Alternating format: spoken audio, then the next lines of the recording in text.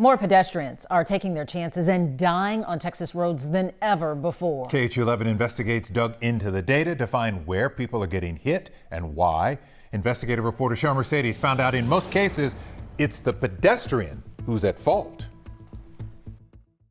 One of the most driven streets in Houston is also one of the most deadliest for pedestrians.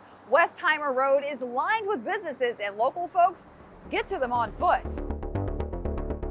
It only took a few minutes at Westheimer near Fondren to see why this road is dangerous. We watched as several people dodged traffic across the 8-lane road. I'm on break from lunch and everything, so I'm trying to get Chick-fil-A and go back to work real quick. Why didn't you go to the light and come down? Because that's extra walking. KHOU11 Investigates analyzed Texas Department of Transportation crash data and found last year 212 pedestrians died on greater Houston roadways. That's up almost 50% from 2018. Overall, 769 were killed since then, 16 on a deadly stretch of Westheimer between Fountain View and Fondren. TxDOT traffic safety specialist Matthew DeLeon says the news comes as no surprise. So Westheimer is one of those concentrated areas with high pedestrian crashes because it is a very wide highway.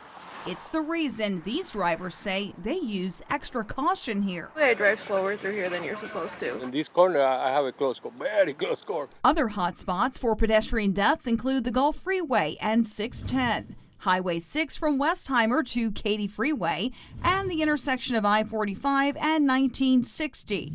In many of these accidents, it's the pedestrian that is at least partially at fault.